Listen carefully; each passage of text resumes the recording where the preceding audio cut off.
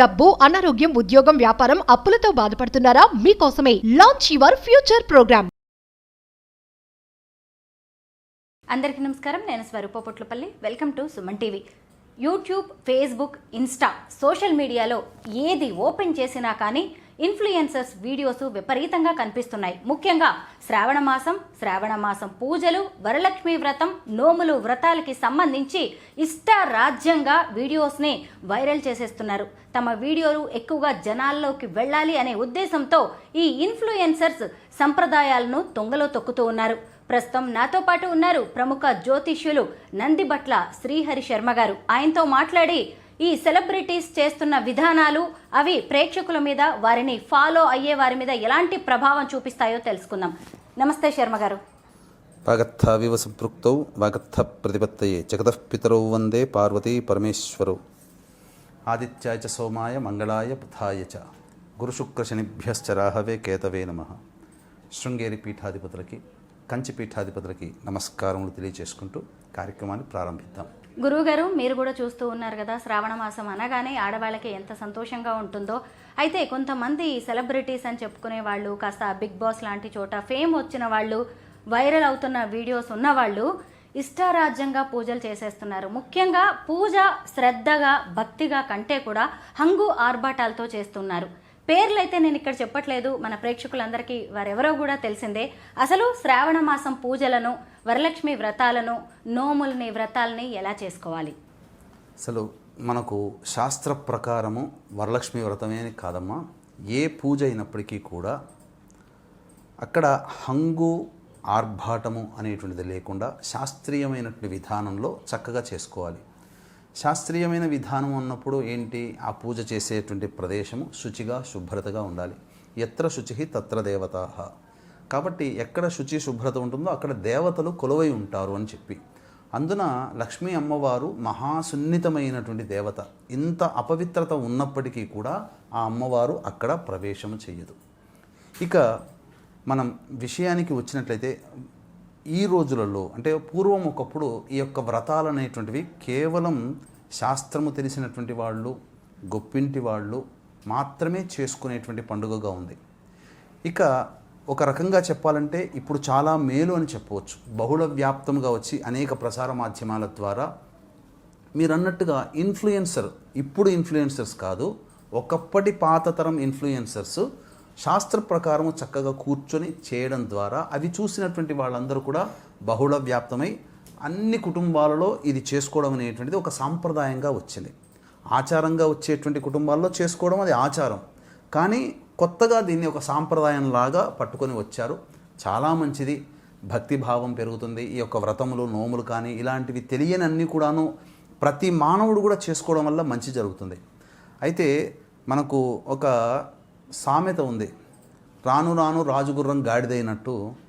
ఇప్పుడు ఉన్నటువంటి విషయంలో చూసుకుంటే వ్రతం అనేటువంటిది, నోము అనేటువంటిది చేసుకునే విషయాల్లో నియమనిష్టలు పాటించాల్సినటువంటి విధానంలో కూడా అవి తుంగలో తొక్కేసేసి మీరన్నట్టుగా ఒక దుష్పరిణామము, అలాగే చెడు సాంప్రదాయానికి నాంది పలికినట్టుగా ఈనాటి ఇన్ఫ్లుయెన్సర్స్, బిగ్ బాస్లో కాంటెస్ట్ చేసిన వాళ్ళైతేనేమి, ప్రముఖ రాజకీయ నాయకులైతేనేమి, ఇంకా చెప్పాలి అంటే అడపాదడప అప్పుడప్పుడు సీరియల్స్లో కనిపించేటువంటి వాళ్ళైతేనేమి, వాళ్ళు చేసినటువంటివి అనేక వీడియోలు, ఎంతోమంది వీడియోలు, దాదాపుగా నేను ఒక 16-18 మంది వీడియోలు నేను చూశాను. అందులో చూడముచ్చటగా అనిపించినటువంటివి జంటలుగా ఉన్నటువంటి, అనగా వివాహం చేసుకొని ధర్మాన్ని పాటించుకుంటూ చక్కటి సంతానాన్ని కని చక్కగా పెద్దల ఆమోదంతో చక్కగా ఉండి కుటుంబ వ్యవస్థలో ఉంటూ ఆ కుటుంబాన్ని నడుపుకుంటూ సంతోషంగా చేసుకున్నటువంటిదే కొన్ని కుటుంబాలు అయితే. కొన్ని చేసుకుంటున్నారు కానీ శాస్త్రీయమైనటువంటి పద్ధతిని పాటించకుండా వాళ్ళకు నచ్చినట్లుగా చేసుకుంటూ ఉన్నారు. ఇది ఒకటి. ఇక మూడవది, ఇప్పుడు మీరు చెప్తున్నట్టుగా ఈ మధ్యకాలంలో దీన్ని ఇంతగా, గత సంవత్సరం కూడా ఇట్లాంటి పిచ్చి పిచ్చి వ్యవహారాలు చేశారు, కానీ ఈ సంవత్సరం అది ఇంకా ఎక్కువైపోయి ఎక్కువ మంది ఈ చెడు విధానంలోకి వెళుతున్నారమ్మా. తద్వారా జరిగినటువంటి నష్టం ఏంటి అని అంటే, రాబోయే తరానికి, కాబోయే యువతరానికి ఒక రాంగ్ మెసేజ్ అనేటువంటిది వీళ్ళు ఇస్తున్నారు. ఇప్పుడు జరుగుతున్నటువంటివి ఏమి కూడా, ఇప్పుడు చేసుకున్నవన్నీ కూడా అవేవి సరైనటువంటి విధానం కాదు. శాస్త్రము ఒప్పుకోదు, అలాగే ధర్మము కూడా ఒప్పుకోదు. పాషండ మతములుగా ఉన్నటువంటి విధానంలో ఉన్నటువంటిది. చండాలన్నంతా తెచ్చుకొని చూస్తున్నారు. ఆ చండాలని మన కళ్ళ బట్టి చూసి మనము కేవలం చెడు చేస్తేనే కాదమ్మా, చెడు విన్నా, చెడు చూసినా, చెడు మాట్లాడినా మనకు దోషం కలుగుతుంది. అటువంటి వీడియోలు వాళ్ళు చేయడం ఆ దోషము, అది మన కర్మ కొద్దీ మనం చూడడం మన దోషం. కాబట్టి శాస్త్ర ప్రకారం చేసుకోవాలమ్మా. మామూలుగా ఆడపిల్లలు మంచి భర్త రావాలి అని మంగళగౌరి వ్రతం చేసుకుంటారు. అది కూడా వాళ్ళు ఒక్కరుగానే చేసుకుంటారు. పెళ్లి కుదిరినా కానీ పెళ్లి కుదిరింది కదా అని అతన్ని పక్కన పెట్టుకొని కూడా అలాంటి వ్రతాలు కానీ పూజలు చేయరు. ఇంకొక వైపు భర్త బాగుండాలని లక్ష్మీ కటాక్షం కోసం కూడా భర్తతో శాస్త్రోక్తంగా ఇలాంటి వరలక్ష్మి వ్రతాలు చేసుకుంటారు. కానీ ఈ మధ్యకాలంలో ఈ ఏడాది చాలామంది బాయ్ ఫ్రెండ్స్తో పూజలు చేశారు. బిగ్ బాస్ ఫేమ్ కావచ్చు, ట్రాన్స్ విమెన్ తన బాయ్ ఫ్రెండ్తో చేయడం, ఇంకొంతమంది అయితే ఆమెకి పెళ్ళవుతుంది, ఆయనకి పెళ్ళవుతుంది. అక్కడ పిల్లలు ఉంటారు, ఇక్కడ పిల్లలు ఉంటారు, కనీసం విడాకులు కూడా తీసుకోరు. మమ్మల్ని ఎవరు కాదనేది, మా ప్రేమను కాదనేది అని సహజీవనం చేస్తూ ఉంటారు. వారిద్దరూ కూడా ఎంత ఆర్భాటంగా ఇలా పూజలు చేసుకుంటారో వీటిని మనం ఎలా చూడాలి? అంటే ఎంతో ధైర్యము, అలాగే సమాజం ఎటుపోతే ఏంటి మాకేంటి, సమాజం అంటే మాకేం సంబంధం, మాకు నచ్చినట్లుగా మేము చేసుకుంటామనే ధోరణితో కూడుకొని పెద్దల్ని ధిక్కరించి వాళ్ళు ఆ విధంగా చేశారు. అసలు మనం చెప్పుకున్నట్లయితే వివాహ వ్యవస్థలో వివాహం ఎన్ని రకాలు అనేటువంటిది మనం తెలుసుకోవాలి. మనకు శాస్త్రం ప్రకారం అనాదిగా మహర్షులు కూడా ఆమోదించినటువంటివి 8 రకాల వివాహాలు. బ్రహ్మ వివాహము, ఆర్ష వివాహము, ప్రాజాపత్య వివాహము, అలాగే దైవ వివాహము, అసుర వివాహము, పైశాచ వివాహము, ఇలా చెప్పుకోదగినటువంటిది 8 రకాల గాంధర్వ వివాహము ఇలాంటి వివాహాలు అనేటువంటి 8 రకాలుగా ఉన్నప్పుడు ఇప్పుడు ఎవరైతే సోకాళ్ళు మనం చూస్తున్నామో సెలబ్రిటీస్ అనేటువంటివి, వాళ్ళు ఏ వివాహ వ్యవస్థలో వాళ్ళు ఉండలేరు. ఇప్పుడు వీళ్ళు చెప్పుకోవచ్చు అన్ని వివాహాల్లో బ్రహ్మ వివాహం అంటే కూడా పెద్దలు కుదిర్చింది, ఆర్ష వివాహం అంటే కూడా చక్కగా ఇటు తల్లిదండ్రులు అటు తల్లిదండ్రులు ఆమోదయోగం, బ్రహ్మ వివాహం అంటే వేదం చదువుకున్నటువంటి వ్యక్తికి ఇచ్చినటువంటిది, ప్రాజాపత్యం అంటే ఒక చేసుకోబోయేటువంటి మామగారికి ఒక ఎద్దును కానీ ఆవును కానీ బహుకరించి వాళ్ళ ఇంటి కన్యను తీసుకోవడము, అలాగే ఆర్ష వివాహం అంటే చక్కగా ఈ సంబంధించినటువంటిది ఈ ఇరువురికి కూడాను కన్యా శుల్కము అని అంటారు కదా, అవి చెల్లించి తీసుకోవడం. అలాగే గాంధర్వ వివాహం అంటే ఇరువురు మెచ్చి చేసుకునేటువంటి వివాహం గాంధర్వ వివాహం. అయితే ఈ సోకాళ్ళు ఎవరైతే సెలబ్రిటీస్ కూర్చున్నారో నేను అనుకోవడం ఏంటంటే గాంధర్వ వివాహం కూడా ఉంది కాబట్టి నీకు నేను ఇష్టం, నాకు నువ్వు ఇష్టం అని చేసుకుని అలా భావించుకొని ఉంటున్నారు. గాంధర్వ వివాహంలో ఒక కండిషన్ ఏముందనంటే అబ్బాయి అమ్మాయిని ఇష్టపడి, అమ్మాయి అబ్బాయిని ఇష్టపడినప్పుడు ఆ ఇద్దరి తల్లిదండ్రుల ఆమోదంతో అక్కడ వివాహం జరగాలి. అప్పుడే అది గాంధర్వ వివాహం. ఇష్టపడి చేసుకునేది గాంధర్వ వివాహం అంటే ఏదో నువ్వంటే నాకు ఇష్టం ఈరోజు ఒకరోజు పెళ్ళిలాగా కాదు కదా. పైగా వీళ్ళు ఏ వివాహ వ్యవస్థలోకి వస్తారు? పైశాచ వివాహంలో వస్తారు. ఆ అబ్బాయి ఏమన్నా అమ్మాయికి ఇష్టం లేకపోయినా తీసుకుపోయి వివాహం చేసుకున్నాడా? లేకపోతే ఈ సంబంధించినటువంటి అసుర వివాహం అని అంటే అమ్మాయి నిద్రిస్తున్నప్పుడు అమ్మాయికి మానసిక స్థితి సరిగ్గా లేనప్పుడు బలవంతంగా తీసుకోవడం అసుర వివాహం. గాంధర్వ వివాహం అంటే ఇష్టపడినటువంటి వివాహం. మరి ఏ వివాహ వ్యవస్థలోకి సోకాల్డ్ సెలబ్రిటీస్ వస్తారు?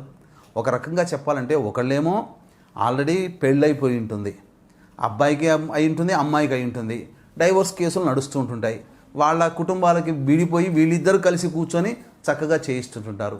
ఎంత దోషము! ఇంకొకటి ఈ మధ్య సోకాడు చిన్న పిల్ల వాళ్ళకి అజ్ఞానం, వాళ్ళకి 25 ఏళ్ళు 30 ఏళ్ళు కూడా ఉండవేమో, ఆ పిల్లలు కూడా కూర్చొని కాబోయే భర్త. ఇక్కడ కామెంట్స్లో కూడా వాళ్ళ ఆమోదం తెలిపినట్టుగా కామెంట్స్లో చూస్తే త్వరలో మీరిద్దరూ పెళ్లిగా చేసుకోవాలి, దంపతులుగా ఉండాలి, ఆశీర్వదిస్తున్నామని కామెంట్స్లో. అంటే జనాలు ఎట్టుపోతున్నారంటే వాళ్ళు చేశారు కాబట్టి ఆమోదం తెలుపుతున్నారా? ఇంకొకటి ఇది పక్కా ఒక రకంగా చెప్పాలంటే వివాహ వ్యవస్థ కిందికి రాదు. వివాహం కాకుండా నువ్వు లివింగ్ రిలేషన్స్లో ఉండి ఒక వ్యక్తి, అమ్మాయి కావచ్చు అబ్బాయి కావచ్చు, అమ్మాయి చేసుకునేటువంటి పూజా విధానంలో ఎలా కూర్చొని ఆ అబ్బాయిని పక్కన పెట్టుకుంటుంది? ఏ గోత్రం చెబుతుంది? చెప్పుకునేప్పుడు గోత్రం అంటూ ఉండాలి కదా. పుట్టింటి గోత్రం చెప్తుందా, లేకపోతే లివింగ్ రిలేషన్స్లో ఉన్న అబ్బాయి గోత్రం చెప్తుందా? ఏ గోత్రం చెప్పి చేయించుకుందా? అమ్మాయిలు ఇద్దరు ఫొటోస్ పెట్టుకున్నారు. తర్వాత ఇంకొకటి ఏంటంటే కన్యాదానం ఎక్కడ చేశాడు? అమ్మాయి తండ్రి అబ్బాయికి ఏమైనా కాళ్ళు గడి కన్యాదానం చేశాడా? లేదా అమ్మాయి తండ్రి వచ్చి మా అమ్మాయిని నీకు ఇస్తున్నానయ్యా అని చెప్పి ఆమె చెయ్యిని ఆ అబ్బాయి చేతిలో పెట్టి సాగనంపాడా తల్లిదండ్రులు? ఏదీ లేదే. మరి అది వివాహం ఎలా అవుతుంది? పక్కా వ్యభిచారం అవుతుంది. అంతకంటే ఇంకా వేరే మాట లేదమ్మా. ఇంకొకటి మీరు అన్నట్టుగా మొదట్లో చెప్పారు, వివాహం కాని అమ్మాయిలు మంగళగౌరి వ్రతం చేసుకుంటారు. వరలక్ష్మి వ్రతం మనకు పక్కా సుస్పష్టముగా కథలోనే అమ్మవారు చెప్పింది. చారుమతి భర్త పిల్లలు కలిగి ఉండి అత్తమామల్ని ప్రేమిస్తూ అనురాగంతో వాళ్ళని ఆదరిస్తూ భర్త యందు అనురక్తిగా ఉండి పతివ్రత ధర్మాన్ని పాటిస్తూ సంతానాన్ని కని ఆ సంతానాన్ని వృద్ధి చేసుకుంటున్న సందర్భంలో ఆమె దినచర్యని సంతోషించినటువంటి మహాలక్ష్మి అమ్మవారు కలలో కనిపించి ఈ విధంగా చేసుకో చారుమతి అని చెప్పింది. అంటే అక్కడ పరిపూర్ణమైనటువంటి మహిళకి ఆ విధంగా స్వప్నంలో కనిపించింది. ఆమె కూడా తనతో పాటు ఉన్నటువంటి ఆ ఊళ్ళో ఉన్నటువంటి వివాహమైన అమ్మాయిలందరినీ పిలిపించి చేసుకుంది. వీళ్ళు చేసింది ఏంటి? వివాహం కాకుండా వరలక్ష్మి వ్రతం చేయడానికి లేదు. మీరు అన్నట్టుగా మంగళగౌరి వ్రతం చక్కటి అబ్బాయి లభించాలనే కోరికతో అమ్మాయి చేసుకోవాలి, అది కూడా కన్య చేసుకోవాలి. మరి వీళ్ళు కన్య కిందికి వస్తారా? వీళ్ళు లివింగ్ రిలేషన్స్లో ఉన్నప్పుడు కన్యత్వాన్ని కోల్పోతారు కదా. మరి వీళ్ళు కన్యలు ఎలా అవుతారు? పోనీ వివాహం చేసుకుంది మహిళ అని అనడానికి కూడా లేదు, వివాహం కాలేదు అంటే వీళ్ళకంటూ కొత్తగా ఒక పదాన్ని కనిపెట్టాలి. ఇప్పుడున్నటువంటి శాస్త్రజ్ఞులు కానీ ధర్మాన్ని చెప్పేవాళ్ళు కానీ వాళ్ళు ఎవరో ఒకళ్ళు ఈ లివింగ్ రిలేషన్స్లో ఉండి అటు కన్యగా కాకుండా అటు పెళ్ళైన అమ్మాయిలాగా కాకుండా మధ్యస్థంగా ఉన్న వాళ్ళ కోసం ఒక కొత్త పదాన్ని కనిపెట్టాలి. ఆ కాలంలో ఇవి లేవు కదా. పైగా చేసుకునేటువంటి విధానంలో కూడా జుట్టు విరబూసుకొని చేసుకోవడం ఎంతవరకు కరెక్టు? శాస్త్రీయంగా జుట్టు విరబూసుకుని చేస్తున్నటువంటి ఏ పూజ కూడా రాక్షసుల అంశ అనేది అక్కడికి వచ్చేస్తుంది. ఇది ఏదో నార్త్ సైడ్ కల్చర్గా వచ్చినటువంటిది. జుట్టు విరబూసుకుని కొంతమంది సెలబ్రిటీస్ చేసుకుని భక్తిగా చేసుకున్న జుట్టు విరబూసుకొని చేసుకున్నారు. ఇంకొక అష్టదరిద్రాలకు ఇంకో దరిద్రం అన్నట్టుగా వీళ్ళు పూజ చేసుకునేటప్పుడు పెంపుడు జంతువులైన కుక్కను పక్కన పెట్టుకొని దేవుని పూజలు చేసుకున్నారు. అసలు కుక్కని ఇంట్లోకే ప్రవేశం చేయకూడదు. మనం భోజనం చేస్తున్న సందర్భంలో కుక్క చూసినా అది అశుద్ధమైపోతుంది. అది శాస్త్రంలో చెప్పబడింది, నేను చెప్పింది కాదమ్మా. ఒకసారి శాస్త్రాన్ని తిరిగేస్తే అప్పుడు తెలుస్తుంది. ఎక్కడా కూడా కుక్కలు పెంచుకున్న దాఖలాలు ఉన్నాయా? రాజులు రాణులు కూడా. ఇప్పుడు కుక్కలు ఇప్పటి వాటి కావు కదా. పాండవులకి స్వర్గారోహణంలో కుక్క వెంటాడుతూ వచ్చింది అంతవరకే, యముడి రూపంలో. మరి వాళ్ళందరూ కుక్కలను పెంచుకున్నారా? రామాయణంలో ఉందా? భాగవతంలో ఉందా? భారతంలో ఉందా? ఈ కుక్కలు ఈ మధ్యనే 20th సెంచరీలో పుట్టాయా విశ్వాసంగా ఉండడానికి? యుగాల నుంచి ఉంది కదా. ఎందుకు కుక్కను దూరంగా పెట్టంటే శాస్త్ర ప్రకారం అది సంబంధము కాదు, పవిత్రత కోల్పోతారు. అన్నిటికంటే ముఖ్యంగా ఏంటంటే ఆ చక్కగా ఒళ్ళో పెట్టుకొని అమ్మవారి పూజలు చేస్తుంది ఆ అమ్మాయి కుక్కలతో పెట్టుకొని. ఏంటా పిచ్చి, ఎంత దరిద్రము. పోనీ ఇంకొకటి, ఈ చారుమతి అనేటువంటి కథ ద్వారానే మనం అన్నీ తెలుసుకుందాం. ఏంటి అనంటే వాయనం ఇచ్చేటప్పుడు చక్కగా ముత్తైదు యొక్క ఆశీర్వచనం తీసుకోవాలి. ఎవరికి ఇచ్చిందండి ఆవిడ? చాలామంది చూశాను, చిన్న చిన్న పిల్లలు. వాళ్ళకి వాయనం ఇవ్వడం ఏంటండి? వాయనం అనేటువంటిది వివాహమైన ఉన్నటువంటి మహిళకి ఇవ్వాలి, ముత్తైదులకు ఇవ్వాలి. వీళ్ళకి పిలిపించి వాయనం ఇవ్వడం ఏంటి అంటే ఏదో అలంకరణ చేసి ఏదో మీరు అన్నట్టుగా హంగు ఆర్భాటాలతో కేవలం ధనపరమైనటువంటి వాంఛతో లేదా నేను చేసుకుంటున్నాను మీరు కూడా ఈ బాటలో నడవండి అని చెప్పి 10 మంది పిల్లల్ని చెడగొట్టడానికి చేస్తున్నారు. సమాజాన్ని భ్రష్టు పట్టించడానికి ఈ రకమైనటువంటి పాడు పద్ధతుల్ని పాటిస్తున్నారు. అసలు ఆమోదం చేయకూడదు. ఎప్పుడైతే ఇలా వైరల్ అయిందో ఆ అమ్మాయి తన ఇష్టాల నుంచి ఆ ఫోటోలన్నీ తీసేసింది. మిగతా వాళ్ళు ఊరుకుంటారా? డౌన్లోడ్ పెట్టుకొని ఇలా చేసుకున్నారు అలా చేసుకున్నారు అని చెప్పి వైరల్ చేశారు. కానీ ఆమె ఇన్స్టాలో అసలు ఆ ఫోటోలే లేవు తీసి చూస్తే. కాబట్టి ఇది సరైనటువంటి చర్య అయితే కాదమ్మా. ముఖ్యంగా చెప్పాలి అంటే ఈ వరలక్ష్మి వ్రతాన్ని ఎందుకు చేస్తాము? లక్ష్మీ అమ్మవారి యొక్క అనుగ్రహం కలగడం. లక్ష్మి అంటే కేవలం డబ్బనే కాదమ్మా. నవగ్రహాల్లో శుక్రుడికి అధిష్టాన దేవత ఎవరు? లక్ష్మీదేవి. ఈ లక్ష్మీదేవి యొక్క అనుగ్రహం కలగడం వల్ల శుక్రుడి యొక్క అనుగ్రహం కలుగుతుంది. శుక్రుడి అనుగ్రహం కలిగితే ఏమవుతుంది? వైభవోపేతమైనటువంటి జీవితం అంటే కార్లు తిరగడము, మిద్దెల్లో ఉండడము, ఆనందకరంగా జీవించడం, ఎక్కడ కూర్చున్నా చల్లటి వాతావరణంలో ఉండడం, సోఫిస్టికేటెడ్ లైఫ్ని లీడ్ చేయడానికి ఉపయోగపడుతుంది ఆ యొక్క శుక్రగ్రహం యొక్క ప్రభావం. ఇంకా శుక్రుడు ఏం చేస్తాడు? ఆ శుక్రుడు చక్కటి వివాహాన్ని కలగచేస్తాడు. వివాహం కావలసిన వాళ్ళు శుక్రుని యొక్క అనుగ్రహం పొందాలి కాబట్టి చక్కటి దాంపత్యాన్ని ఇస్తాడు. ఇలా చేసుకోవడం వల్ల అమ్మవారికి ఆగ్రహం కలిగినందువల్ల వాళ్ళకి భవిష్యత్తులో జరిగే నష్టాలు ఏంటో తెలుసమ్మా? ఏదైతే వాళ్ళు సంపద ఉందో ఆ సంపద కోల్పోతారు. రేపొద్దున మనం ఇలాగే సోకాల్డ్ వాళ్ళు చేసుకున్నారు కదా, మాకు తెలియకుండా ఇతని వ్యక్తిత్వం తెలియకుండా నేను దగ్గరయ్యాను, ఇప్పుడు నేను బాధపడుతున్నాను, నేను అన్నీ తెలుసుకున్నాను, మమ్మీ డాడీ ప్లీజ్ నువ్వు నన్ను ఆదరించు అని చెప్పే రోజులు కూడా వస్తాయేమో. ఎందుకంటే దౌర్భాగ్యం చేశారు కదా, మంచి విలువల్లో ఉన్నటువంటి సమాజాన్ని భ్రష్టు పట్టించారు కదా. అలాగే ధర్మ ప్రకారం శాస్త్ర ప్రకారం చేయాల్సినటువంటి పూజా విధానాన్ని తుంగలో తొక్కి ఆ విధంగా పూజ చేయడం వల్ల ఎవరికి అంటే శాస్త్రాన్ని భ్రష్టు పట్టిస్తున్నారు. సమాజానికి ఏం చెప్తున్నారు?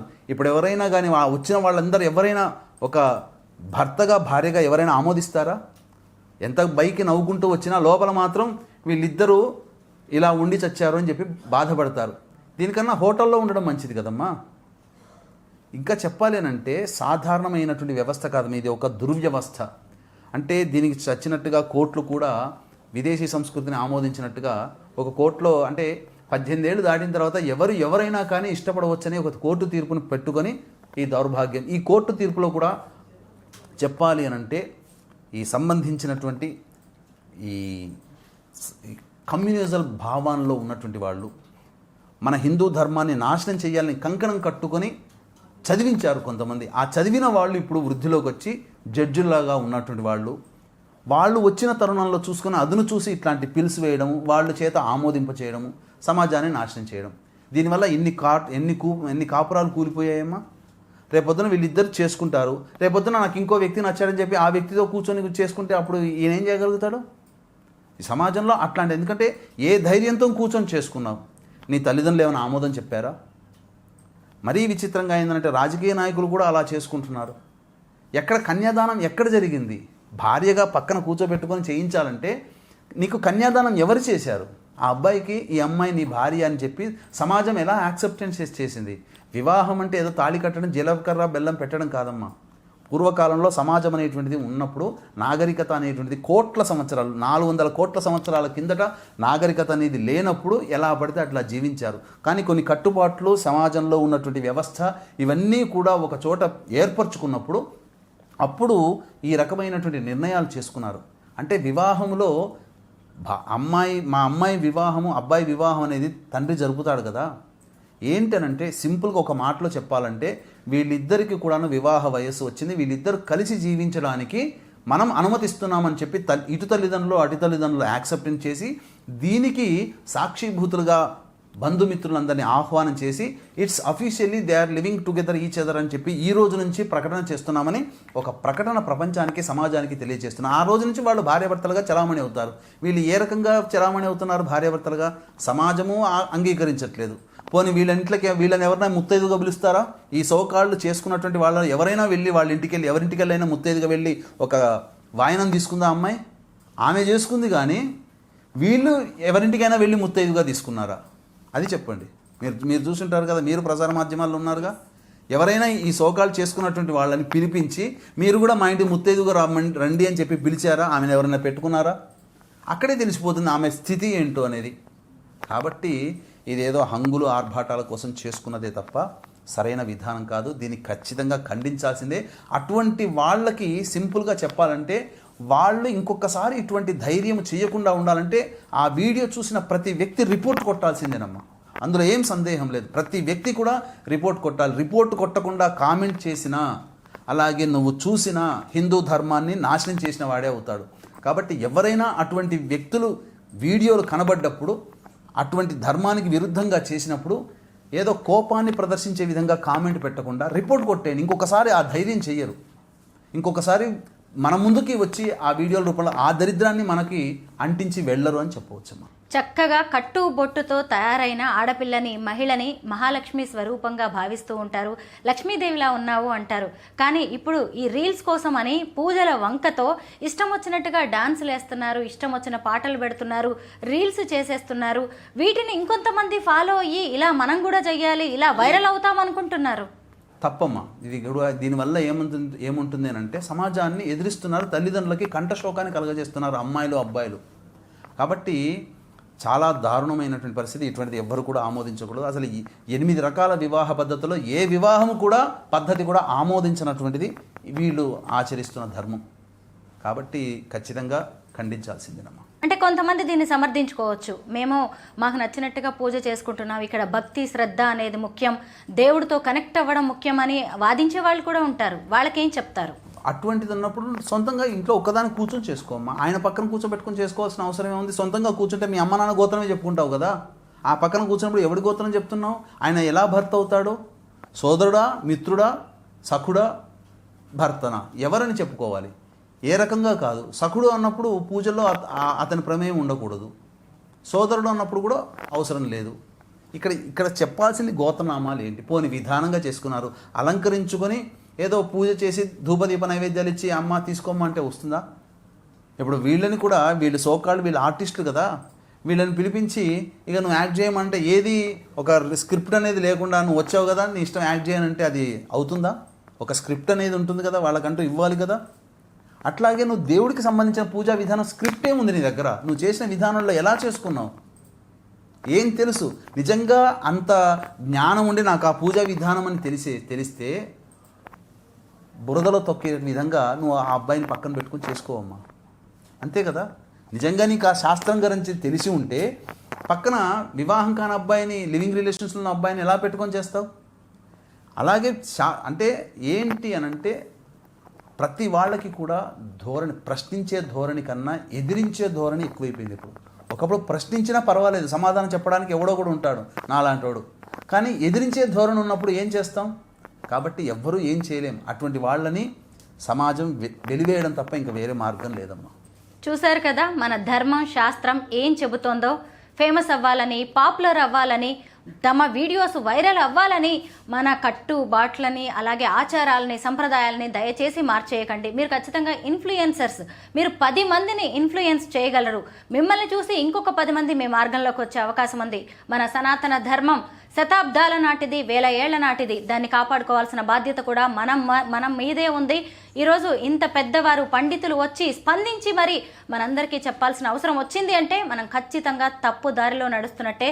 గురువుగారు ఈరోజు ఆ ఇన్ఫ్లుయెన్సర్స్, సెలబ్రిటీస్కే కాదు ఎంతోమంది కళ్ళు తెరిపించారు. మన ధర్మాన్ని ఎలా కాపాడుకోవాలో, శాస్త్రోక్తంగా పూజలు ఎలా చేసుకోవాలో చక్కగా వివరించారు. ధన్యవాదాలు.